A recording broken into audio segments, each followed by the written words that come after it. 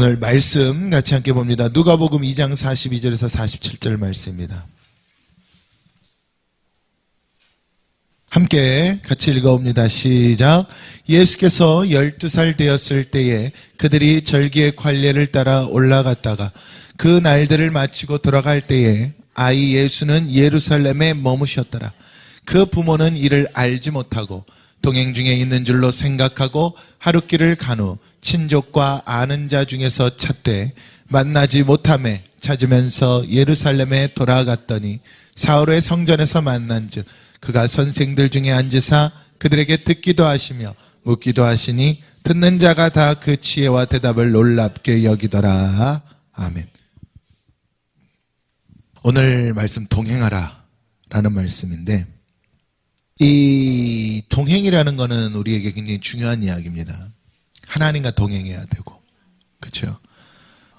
물론 성령님과 동행해야 되고 맞는데, 가장 궁극적인 것은 하나님과 동행하는 삶을 살아야 된다. 우리에게 중요하죠. 그래서 창세기 5장 24절에 보면은 뭐라고 나와 있습니까? 에녹이 하나님과 동행하더니 이렇게 나와 있는 거예요. 에녹이라는 사람을 이야기할 때 우리의 기억에 에녹은 하나님과 뭐 했던 사람이다? 동행했던 사람이다. 그러니까 그 에녹이라는 사람을 설명하는 게 다 그거예요. 하나님과 동행하더니 하나님께서 데려가셨다. 그러니까 가장 중요한 것, 우리에게 하나님과 동행하는 삶이란 그 안에 모든 걸 함축적으로 담고 있는 거죠.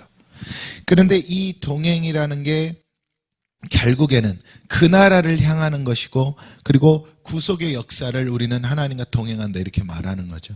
그러니까 영육으로 동행하지 않으면 우리는 하나님의 백성으로 살아갈 수가 없는 거예요. 언약 백성이라는 게 뭡니까 여러분? 언약 백성은요, 하나님께서 하나님의 은혜를 따라 성령에 감동되고 기록되어진 메시지, 말씀을 우리에게 줄 때 그 말씀을 받고 아멘하는 게 언약 백성 아니겠어요?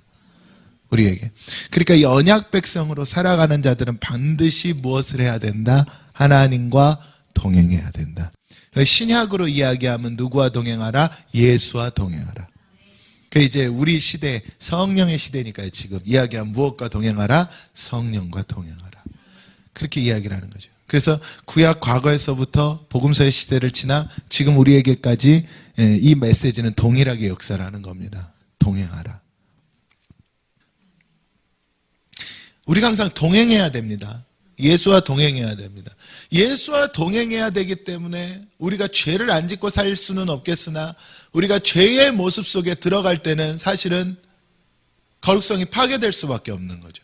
예수와 동행하는 삶이 거룩성인데, 그렇잖아요. 근데 내가 죄의 모습 가운데 들어갈 때는 예수와 동행하면서 죄를 짓는 게 아닐 것 아닙니까?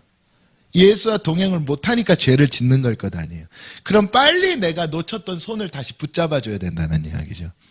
빨리 잃었던 예수께로 돌아와야 된다는, 오늘 말씀 그 얘기를 하려고 그러는 거예요. 우리가 순간순간 놓칠 수는 있습니다, 여러분. 왜냐하면 그게 우리 인간들의 연약성이에요.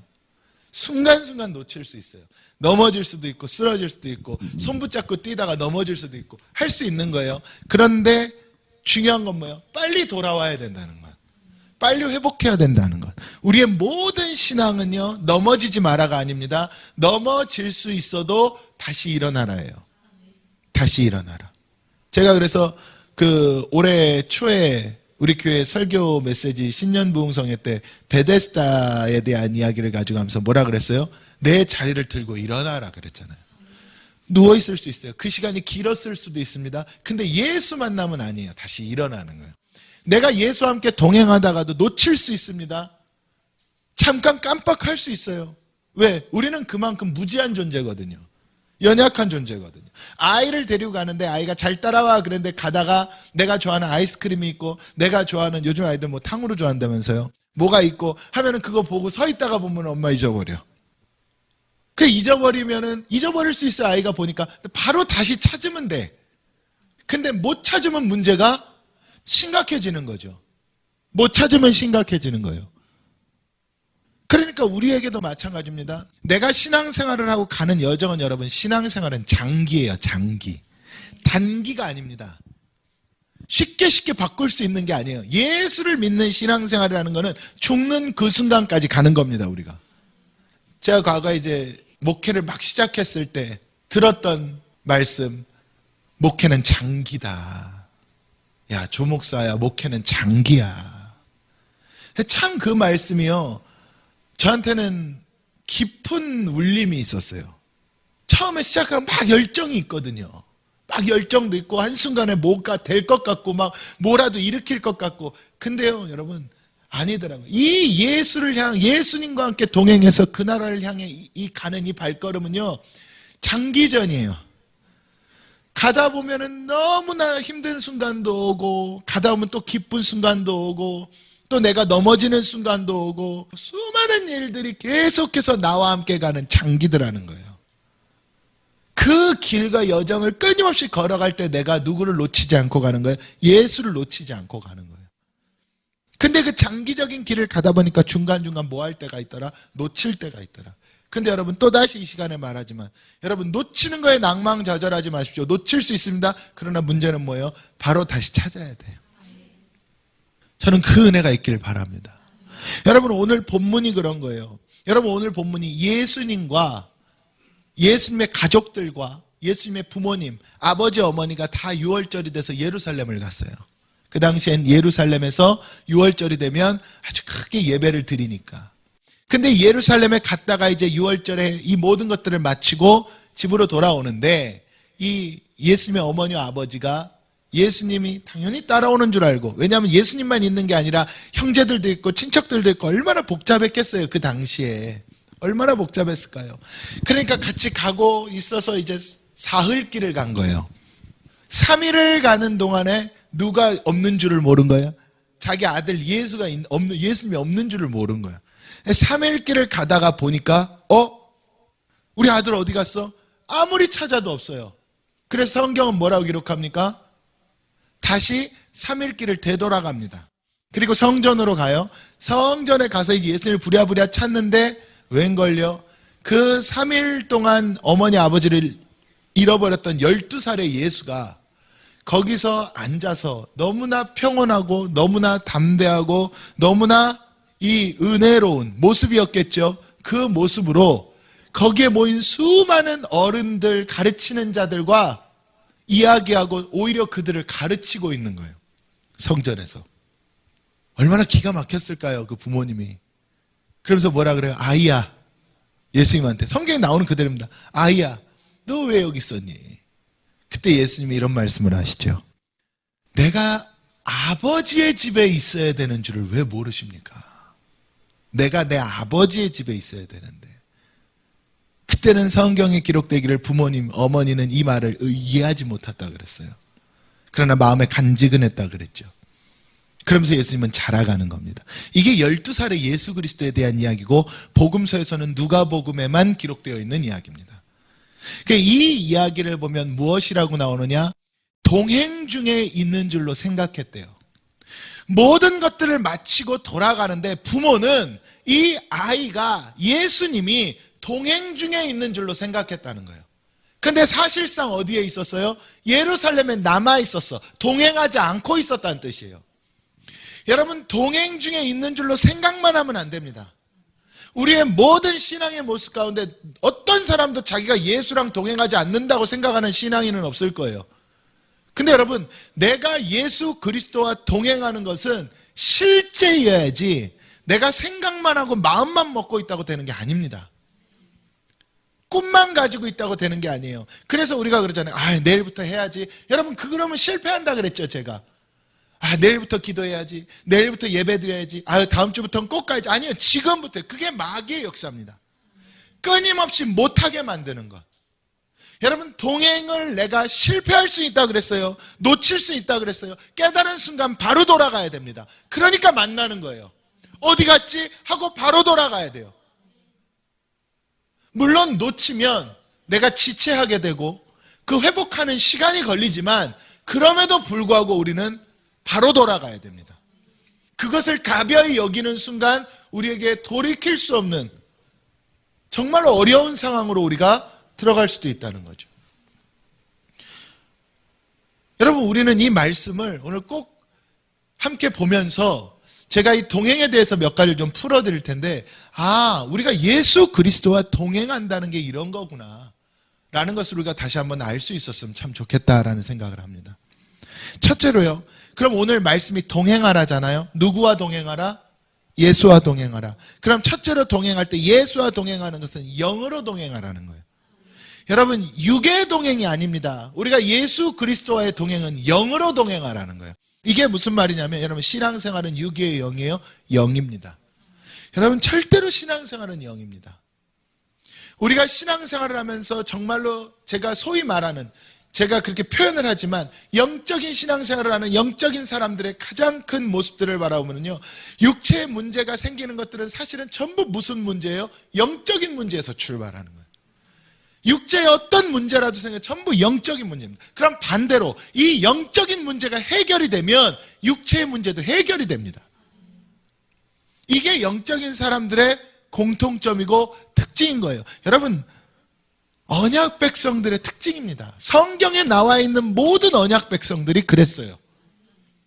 하나님과의 관계가 회복되고 예수 그리스도와의 관계가 회복되면 나머지의 부분들은 해결이 되더라고요. 이게 성경에 기록되었고 우리에게도 말씀을 통해 가르쳐주는 진리의 가장 중요한 부분 중 하나 아니겠습니까? 여러분, 신앙은 영이에요. 왜? 예수가 영이시고 하나님이 영이시니까. 그래서 우리에게 성령을 주셨으니까. 모든 것은 무슨 역사입니까? 영의 역사예요. 그럼 여러분, 우리에게 주신 성경 66권의 이 말씀은 육이에요, 영이에요? 이론과 지식 육이 아닙니다, 여러분. 영이에요. 그래서 이 말씀이 내게 올 때 내가 아멘 하는 이유가 뭡니까? 믿음으로 아멘 할 수 있는, 혹은 내가 이해가 되지 않아도 순종하며 아멘 할 수 있는 이유가 뭐예요? 이게 영인 줄로 믿기 때문이에요. 그럼 내 안에 있는 내 영혼판에는 이 메시지가 새겨진 줄로 믿기 때문이에요. 그래서 이 메시지가 내 영혼판에 새겨져서 내 육체의 모든 부분들을 뚫고 나와 내 육체를 인도하고 깨닫게 할 줄로 믿기 때문 아닙니까? 이해되는 것만 우리가 아멘 한다면 그건 육인 거잖아요. 여러분 너무 잘 아시잖아요. 그래서 순종을 이야기할 때 우리는 뭐라고 이야기합니까? 순종이 제사보다 낫다. 제사의 행위는 육이에요, 여러분. 근데 순종 자체가 우리에게 뭘로 나타나는 거예요? 영인 거예요. 할렐루야. 여러분, 예수님 시대의 수많은 제사장과 유대인들, 그들이 영이었다면 예수를 받아들였겠죠. 근데 그들은 뭐였어요? 육이었어요. 예수와 동행할 수 없는 거예요. 예수를 십자가에 못 박았어요. 육이니까. 내가 이해가 안 되고 내 마음에 안 맞고 내가 가는 길에 방해가 되고,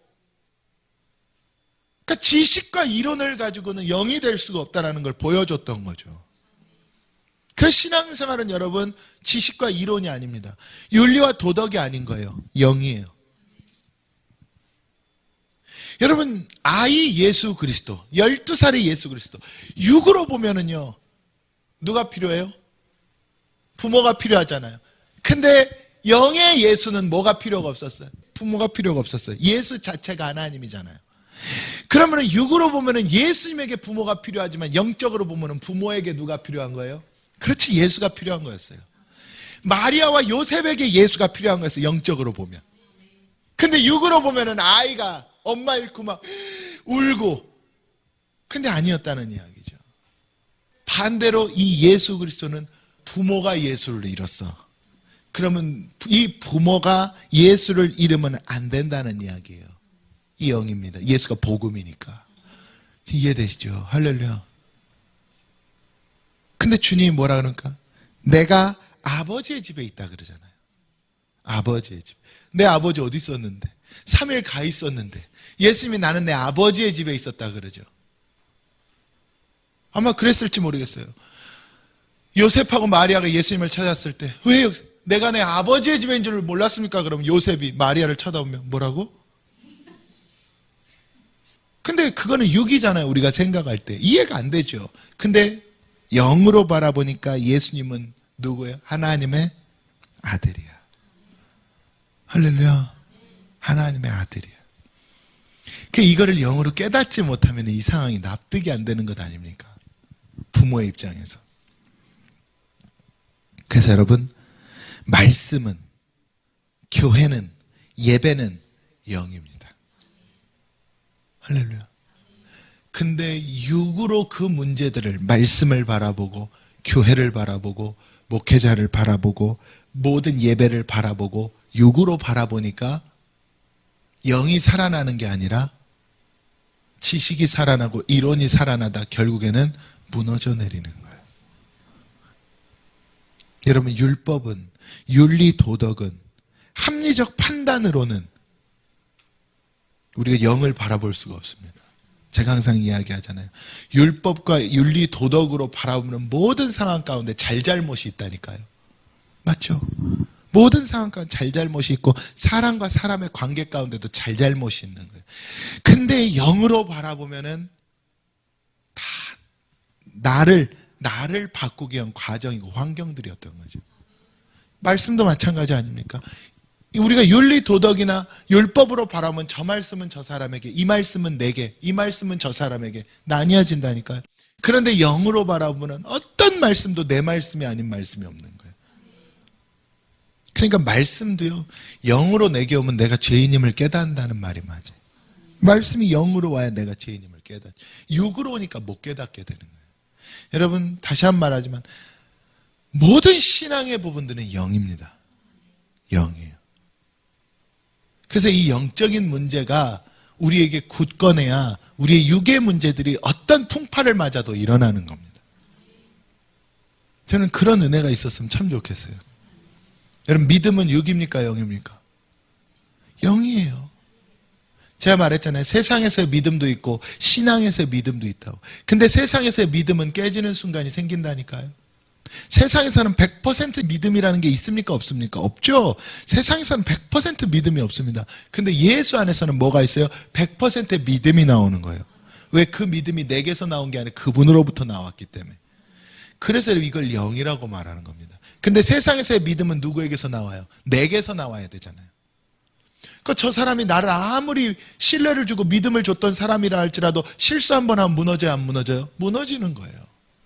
근데 하나님과 우리의 관계에서 하나님이 내게 믿음을 주셨기 때문에 내가 어떤 실수를 해도 그 믿음이 무너져? 안 무너져? 안 무너지는 거예요. 이걸 영이라 그러는 거예요. 그래서 여러분, 신앙은 영입니다. 기독교의 신앙은요, 육이 아니에요. 그럼 이 영으로 동행하는 자들이 어떻게 하냐? 둘째로는요, 말씀과 동행하게 되어 있습니다. 우리가 영으로 동행하는 자들이 되면 말씀과 동행하는 자들로 바뀌어지는 거예요. 자, 보세요.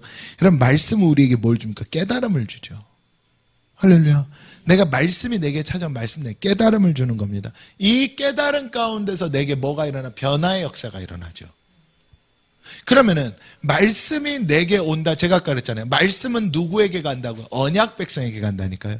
이 말씀 일반적인 그냥 모든 말씀을 말하는 게 아닙니다, 여러분. 제가 꼭 이렇게 꼭 집어서 이야기한다면 또 시비를 걸 소지가 있기 때문에 콕 집어서 이야기하지는 않지만 여러분, 모든 메시지가 다 동일하진 않습니다. 말씀에도 정말 성령에 감동되어진 말씀들을 우리는 받아야 돼요. 우리 교회뿐만 아니라 어디서도 성령에 감동되어진 하나님의 은혜 가운데 선포되어지는 메시지를 받아야 됩니다. 그리고 그 메시지를 받는 자들, 이 언약 백성들 가운데 뭐가 나와요? 깨달음이 나오는 거예요. 여러분, 이론과 지식으로는 깨달음이 아니라 설득하는 거지. 여러분, 말씀을 설득하는 게 아닙니다. 선포한 메시지 가운데 깨 부셔주는 거예요. 말씀은 깨 부셔야 되는 거예요. 이 말씀을 듣고 네가 깨지면 살고 안 깨지면 죽는다가 말씀입니다. 이 메시지. 그래서 말씀은 좌우에 날선 검과 같다 그랬잖아요. 하나님의 말씀은 그렇게 역사해야 되는 거예요. 그래서 말씀이 와서 다독이고 설득하고, 그것이 말씀이 아닙니다. 여러분, 위로하고 다독이는 건 상담이 하는 거예요. 위로하고 다독이는 건 관계가 하는 거지, 말씀 자체는 나를 뭐하러 오는 거예요? 골수 끝까지 쪼개려고 오는 거예요. 여러분, 그래서 예수님께서 그러셨습니다. 나는 너희들에게 뭘 주러 오지 않았다? 평화를 주러 온 것이 아니야. 너희들에게 뭘 주러 왔다? 검을 주러 왔다 그랬어요. 칼. 이것이 칼. 칼은 뭡니까? 칼이 뭐예요? 그게 말씀인 거예요. 여러분, 베어버리는 겁니다. 쪼개버리는 거예요. 이 말씀의 역사가 우리와 동행을 해야 되는 거죠. 그러니까 어떤 말씀 앞에서도 우리는 깨닫는 은혜가 있어야 돼. 근데 그 깨닫는 은혜는 쪼개지는 은혜입니다. 할렐루야. 그런 조금만 생채기가 말씀이 조금만 나를 베어도 아프다고 떠나버려, 많은 사람들이. 그러니까 어떤 말씀만을 찾아요? 잘한다, 복되라, 이 말씀만을 찾아. 부드러운 말씀만을 찾아요. 근데 부드러운 말씀만을 찾아봤자 그 앞에서 나는 더 뭐해질 뿐이야? 강팍해질 뿐이야. 그 강팍감이 돌덩이가 되기 전에 쪼개줘야 됩니다. 할렐루야. 그러니까 세례 요한이 뭐라 그랬어요? 참 검을 던졌잖아요. 회개하라. 독사의 자식들아, 회개하라. 천국이 가까웠느니라. 지금 나는 너희들에게 물로 세례를 베풀지만 내 뒤에 오시는 이는 불로 세례를 베풀. 그럼 너희 다 죽는다. 회개하라. 이게 검이라니까요. 그 이 소리를 들으니까 헤롯이니 누구니 그 당대의 유대인들 기분이 좋아요, 나빠요? 나쁘지. 그러니까 죽여버린 것 아닙니까? 여러분, 우리에게 이 메시지는 동일한 거예요. 2000년 전이나 지금이나 이 살아있는 하나님의 말씀은 좌우의 날선 검과 같고 동일한 겁니다. 우리를 골수까지 영혼판까지 다 들어가서 쪼개야 돼. 이걸 믿음이라 그러는 거예요. 여러분 43절에 44절에 나와 있잖아요. 그날들을 마치고 돌아갈 때 아이 예수는 예루살렘에 있었지만 부모는 이를 알지 못했대. 여러분 말씀을 깨달아야 된다. 예수를 깨달아야 되는 거야. 예수가 어디 있는지, 예수가 누군지 이걸 깨달아야 돼. 그걸 모르니까 어떻게 할 수밖에 없는 거예요? 모르니까 자기는 동행 중에 있는 줄 착각하고 살아가. 오늘날 수많은 신앙인들이 그렇습니다. 말씀이 내게 찾았을 때 그 말씀이 막 나를 골수까지 쪼개놓으면은 그 말씀이 내 안에 들어와서 내가 예수와 동행하는 걸 깨닫게 만드는데, 근데 그걸 모르는 거예요. 그걸 모르고 그냥 정말로 제가 늘 말하는 것처럼 부자 나사렛 부자처럼 그냥 자색 옷을 입고 즐기는 신앙생활을 하다 보니까 어떻게 돼요? 나는 뭐 하는 줄 알아? 동행하는 줄 알아. 예수가 나와 함께 하는 줄 알아. 근데 실질적으로 예수는 어디에 있었어요? 성전에 있었어. 성전에만 가면 예수가 있는 것 같은데 내 삶으로 돌아오면 예수는 계속 거기 계셔. 나한테는 없어. 이게 왜 그런 겁니까? 그 성전에서 선포된 메시지를 내가 못 받았다는 이야기예요. 여러분 성전의 삶이 여러분들의 삶이 다가 아니잖아요. 교회의 삶이 여러분들의 삶이 다가 아닙니다. 이 문 밖을 나가시는 순간이 오지 않습니까? 여러분의 삶으로 들어가시는 순간이 오지 않습니까? 근데 그렇게 가는 순간 예수가 여기 남아있고 나에게는 없는 거예요. 그럼 되겠습니까? 여러분 예수가 어디 있대? 성전에 있대. 그럼 오늘날 진짜 성전 어디예요? 나잖아요. 내가 성전 아닙니까? 그럼 내 안에 뭐가 있어야 돼요? 예수가 있어야 된다는 이야기예요. 아버지의 집인 성전 가운데 예수가 있어야 돼. 근데 내게 없다니까? 그게 동행인데. 할렐루야. 동행 중에 있는 줄로 생각하고 하루길을 가는 친족과 아는 자 중에 찾았어. 없죠? 성전에 있는데. 그러니까 수많은 사람들이 잃어버린 예수, 잃어버린 말씀을 어디서 찾는지 아세요? 자기 주변에서 찾아. 자기 생각에서 찾아. 전부 인본주의로 찾는다는 이야기예요. 없습니다. 하나님 어디 계세요? 자, 예수 그리스도가 어디 계십니까? 실체는 그 나라에 계시고 영으로는 내 안에 계시고. 그럼 자, 이 땅을 살아가는 우리가 예수를 볼 수 있는 방법은 뭐밖에 없다는 이야기예요? 영밖에 없다는 이야기예요, 여러분. 내 안에 예수니까. 근데 우리는 내 안을 뭐 만들어놨? 쓰레기통 만들어놨잖아요. 온갖 부패하고 썩어질 것들 잔뜩 담아놓는 쓰레기통 만들어놨잖아요. 여러분, 내 마음은 원룸이어야 됩니다, 원룸. 할렐루야. 크기의 문제를 떠나서 원룸이어야 돼. 방이 많으면 안 됩니다. 이 방에는 이거 넣어놓고 저 방엔 저거 넣어놓고. 그걸 뭐라 그래? 기생충. 내 안에 수많은 썩어질 것들이 들어와서 기생충 되어 있다니까요. 양분 다 빨아먹고 있는 거예요. 여러분 꼭 기억합시다. 말씀과 동행을 한다는 거는요, 내 생각으로 동행하는 게 아닙니다. 살아있는 예수 그리스도. 그 살아있는 말씀은 내 모든 걸 쪼개는 거야, 쪼개는 거야. 거기에 아멘 되지 않으면 여러분 심각한 겁니다. 그러니까 그럴 수 있어요. 말씀을 통해서 당신 이렇게 신앙생활하면 지옥 갑니다. 만약에 그렇게 얘기했다 칩시다. 그러면 그 말씀을 만약에 내게 했을 때 대부분의 사람들은 묻깁니다. 나한테 그랬다고. 공개적으로 그랬다고. 묻깁니다. 그 목사님이 하나님이냐고. 묶여요. 그럼 육으로 돌아가게 되어 있습니다. 근데 그 말씀, 제가 예를 든 거잖아요. 극단적인. 그 말씀 안에서 정말로 가나안 여인처럼 맞습니다, 나는. 하나님 맞습니다. 그래서 나는 진짜 예수 없으면 안 됩니다. 좀 살려주십시오. 저 이런 식으로 그냥 제 멋대로 살다간 저 지옥 갈 것 같은데 하나님 저 좀 붙잡아 주십시오. 이때 그 은혜가 들어가서 그 사람을 뭐예요? 변화를 시키는 거예요. 수많은 사람들이 자기 자존심 건드렸다고. 여러분, 자존심이 도대체 뭡니까? 자존심이.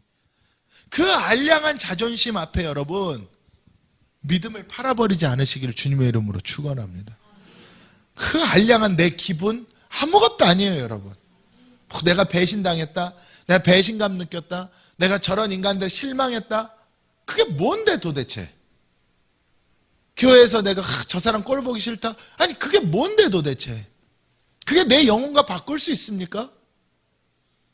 하나님께서 내게 요구하시는 믿음의 그 여정과 바꿀 수 있는 거예요 도대체? 아무것도 아닌 것에 목숨 걸지 마십시오. 할렐루야. 셋째로는요, 그래서 우리는 이 말씀 가운데 뭘로 동행하는? 회개로 동행하는 거예요. 자 보세요. 만나지를 못했으니까 찾으면서 예루살렘으로 이제 돌아갑니다. 거꾸로 거슬러 올라가는 거죠. 예수님 찾으려고 부모가 며칠이 걸렸어요? 사흘이 걸렸어. 사흘 후에 성전에서 만납니다. 여러분 이건 제가 바로 해석할게요. 여러분 사흘이라는 거 저는 그냥 숫자로 그냥 해석합니다. 여러분 받으실 분만 받으십시오. 사흘이라는 거 사흘 3일이잖아요. 여러분 예수님이 며칠 동안 죽어? 3일 동안 죽죠. 여러분 영적으로 이야기를 하면은 내가 뭐 해야 된다는 이야기예요? 완전히 죽어야 된다는 이야기예요. 완전히 죽어지고 나야 다시 누구를 만나? 부활해야 예수를 만나. 여러분 내가 살아가지고 내 길을 갔어. 예수 없이 내 길을 갔잖아요. 예수 없이 내 길을 백날 천날 가봤자 거기선 안 돼. 그리고 나서 없네? 하루 돌아와가지고 친척들한테 어디서 봤니? 못 찾습니다. 내가 다시 예수를 만나 찾을 수 있는 방법은 내가 죽는 수밖에 없어요. 내가 다시 죽으면 돼. 살아있던 내 길을 걸어가던 내 모습에서 죽으면 돼요. 마리아와 요셉이 자기 길을 3일 동안 갔을 때 그 길은 예수를 잃는 길이었잖아요. 근데 다시 돌아갔다는, 죽었다는 이야기예요. 내 길을 포기하고 죽어지는 거예요. 그렇게 죽어질 때 다시 예수를 만나. 이걸 부활이라고 말합니다. 여러분 신앙생활은 명백한 거예요. 부활하려면 죽어야 됩니다. 여러분 회개하지 않고는 부활이 없는 거잖아요. 그럼 회개가 뭐냐라고 물으면 내가 죽는 게 회개입니다. 하나님 잘못했습니다. 이게 회개가 아니라 내가 죽어지는 게 회개예요. 내가 정말로 회개한다면 하나님 말씀 가운데 내가 무릎 꿇는다는 게 뭡니까? 내가 죽어진다는 거예요. 그럼 죽은 자는 말이 있어 없어? 없어요. 죽은 자는 억울한 게 없어요. 죽은 자는요 어떤 것도 불만이 없어요. 그냥 그대로 아멘입니다. 하나님 아멘. 그러니까 욥에게도 이걸 가르쳐 준 거예요. 주신이도 취하신이도 여호와라 그랬는데 근데 결국에 지나고 보니까 뭐가 안 된 거야? 회개가 안 된 거예요. 온갖 원망과 불평이 나오고 생애를 저주하고 친구들과 싸우고 하나님 이거를 깨닫게 만드는 거예요. 욥에게. 야 봐라. 이게 네 본질이다. 네가 의인 같았지. 내가 동방의 의인이라고 말한 난 널 너무 사랑하기 때문에 너에게 이 칭찬을 하고 네가 정말로 그렇게 되기를 원했다. 근데 너는 네가 진짜 의인인 줄 알았지. 다 된 줄 알았지. 근데 봐라 이게 네 모습이다. 이걸 하나님 보여줬던 거예요. 여러분 욥이 결국에는 죽어진 겁니다. 상황과 환경 속에 죽어진 거예요. 죽어지고 나니까 이제 비로소 제 가운데 회개하죠. 제 가운데 회개하고 나서 하나님을 바라보니까 그때 하나님 부활을 시켜. 여러분 영적인 부활과 육적인 부활이 있어요. 내가 영적으로 먼저 부활해야 됩니다. 내가 영적으로 부활한다는 건 말씀 예수 그리스도 안에 내가 죽어지는 거예요. 그럼 그렇게 죽어졌을 때 내가 영으로 부활하면 내 육의 모든 문제는 하나님 부활시킵니다. 이게 성경의 원리예요. 여러분 정말로 우리가 내 육체 껍데기의 문제들 때문에 일희일비하지 않았으면 좋겠어요. 아까 제가 말한 이것 때문에 그렇고 저것 때문에 그렇고 내가 그때 이래서 이제 제가요 어떤 분들 가끔 이렇게 만나고 이렇게 이야기하다 보면은 이유들이 있잖아요. 이유 없는 사람이 있어요, 없어요? 없죠. 자기 현재 상태에 대해 이유 없는 사람 없다니까요. 그럼 제가 그럽니다. 그걸 깨야 된다고. 그 이유가 깨질 때 하나님이 역사를 하는 겁니다. 신앙생활 요즘에 왜 안 하십니까? 제가 예전에 교회를 다녔는데요 너무 상처를 받아서요. 그럼 상처 안 받는 데서 다시 하면 되잖아. 너무 시험 들어서요. 시험 안 드는 데서 다시 하면 되잖아. 다 핑계입니다, 그냥. 그렇게 따지면요, 목회자인 저는요, 목회 못 합니다. 너무 상처를 받고 너무 시험이 들어서. 제가 어떻게 목회를 하겠어요? 여러분, 전부 육의 문제들 다 뭐 해야 될 대상이에요? 내가 죽어지면 해결될 대상이에요. 내가 못 죽어지는 거예요, 거기서. 할렐루야. 여러분, 마귀가 사용하는 가장 큰 무기 중에 하나가 뭐가 있는지 아세요? 가르쳐 드릴까요? 트라우마라는 게 있어요. 마귀가 우리에게 사용하는 가장 큰 마귀의 무기, 트라우마. 여러분, 트라우마 벗어나기가 쉽습니까? 어렵습니까? 어렵죠. 그게 마귀가 하는 일이에요. 모든 지나간 것에 붙잡혀서 아무것도 못하게 하는 거예요. 근데 여러분, 말씀은, 복음은, 믿음은 그거를 뭐하게 만드는 거예요? 깨트리게 만드는 겁니다. 그걸 깨트려 버리게 만드는 거예요. 저는 그 은혜가 있었으면 좋겠어요. 여러분, 어떤 것에도 지난 것에 발목 잡히지 마십시오. 그게 무엇이든 간에. 지금 안 됐어? 다시 시작하면 됩니다. 여러분, 이게 제가 여러분들의 희망 고문이 아니에요. 그게 보고입니다. 내가 지난 모든 것들에 붙잡혀 있는 게 마귀의 방식이고, 여러분, 하나님은 내가 회개하고 두 손 드는 순간에 기억조차 안 하신다 그랬잖아요. 우리는 이 은혜를 꼭 잊지 않기를 주님의 이름으로 축원합니다.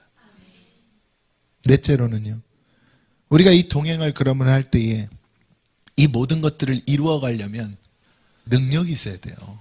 그렇죠? 그 능력은 어디서 옵니까? 기도에서 오는 거예요. 기도에서. 할렐루야. 능력은 기도에서 오는 거예요. 저도요, 목회하면서 기도 안 하고 되는 일이 없더라고요. 여러분, 신앙생활을 할 때요, 영적으로는요, 기도만 승리하면 됩니다. 영적으로는. 육으로는요, 모든 것들에 내가 양보하고 타협하되 신앙의 부분에서만큼은 내가 담대해야 되는 거예요. 근데 이 모든 것들 내가 이루어 가려면 영으로 승리가 돼야 되는데 이게 능력이 있어야 승리가 돼. 기도밖에 없습니다. 내가 영적인 능력, 영력이 있어야 받아야 잠잠하라 했을 때 잠잠해져. 여러분, 기도의 능력이라는 건 우리 삶의 모든 부분에 동일합니다. 할렐루야. 다른 것도 다 중요하지만 기도가 살아나야 됩니다. 여러분, 결국에는 기도의 실패가 길어지잖아요. 그럼 이런저런 문제들이 터져. 이런저런 문제들이 터질 수밖에 없습니다. 49절에 이렇게 나와 있잖아요. 예수께서 이르시되 어찌하여 나를 찾으셨나이까? 내가 내 아버지의 집에 있어야 된다 그랬죠. 그런데 여기서요, 예수님께서 마가복음 11장 17절에 내 집은 무슨 집이래요? 만민이 기도하는 집이라 그랬어요. 여러분, 내 아버지의 집이 예수님의 집이야, 성전이. 근데 그 집에 예수님이 왜 있었어? 기도하는 집이야. 여러분, 예수와 동행하려면 어디를 찾아가야 돼? 기도하는 곳, 기도를 찾아가야 돼. 여러분, 방법이 없어요. 모든 상황 가운데 기도하지 않으면 무너집니다. 그래서 같이 다시 한번 우리가 기도를 살립시다. 그리고 마지막으로 52절 같이 읽습니다. 시작. 예수는 지혜와 키가 자라가며 하나님과 사람에게 더욱 사랑스러워 가시더라. 예수 그리스도와 동행한다는 것, 동행한다는 것은 우리에게 두 가지가 현상으로 나타납니다. 내가 동행해야 하나님께 뭘 받아? 사랑을 받아. 아멘. 여러분, 동행하는 자들이 하나님께 사랑받는다니까. 그리고 또 하나는 뭐예요? 사람에게도 사랑을 받아. 이게 무슨 말이냐면요, 세상에서 인정받아라 그 뜻이 아닙니다. 사람에게도 사랑받는다는 이야기는, 여러분, 내 안에 예수 그리스도의 생명이 온전하게 역사를 하잖아요. 온전하게 역사를 하면 하나님께 사랑을 받죠. 하나님께 사랑을 받은가 동시에 내가 누구에게도 사람에게도 사랑을 받게 돼 있어요. 이게 무슨 말이냐면 내가 복음에 뭐가 되는 거예요? 샘이 되는 거예요. 줄기가 되는 거예요. 그럼 그 복음을 필요로 하는 자들이 내게 하나님이 붙여. 이해되시죠? 그냥 육적인 사랑받아 그 말이 아닙니다, 여러분. 예수님이 이 땅에 오실 때 누가 따랐어요, 예수님을? 복음이 필요한 자들. 은혜가 필요한 자들이 예수님을 사랑했죠. 모든 사람이 예수님 사랑한 게 아니잖아요. 그 말이 우리의 동일합니다. 내가 예수와 동행하면은 내 안에 예수 그리스도의 생명으로 내가 온전히 동행하자. 이게 이제 주의 일이란 뜻이에요. 그러면 하나님이 복음에 필요한 대로 내게 사람들을 붙여. 내가 찾아다니면서 일하는 게 아닙니다. 하나님이 붙여. 그러면 그 모든 상황 가운데서 그게 사업도 그렇고 직장도 그렇고 모든 일들 마찬가지예요. 이 모든 일들이 복음의 일로 변화가 된다는 이야기야. 내가 하려고 그러면 무너집니다, 여러분. 내가 하려고 그러면 힘들어서 못해요. 할렐루야. 그래서 저는 이 은혜가 우리에게 있길 바랍니다. 동행하라. 저는 말씀 맺을게요. 여러분, 예수와 동행하라. 영으로 동행하고 말씀과 동행하고 내가 정말로 죽어짐으로 동행하고, 이게 회개의 동행이죠. 기도로 동행하고, 그리고 마지막으로 하나님의 그 동행 가운데, 그래서 여러분들이 뭐 되라? 복음의 일꾼 되라. 할렐루야. 복음의 일꾼 되라. 저는 그러한 위대한 역사가 있기를 주님의 이름으로 축원합니다.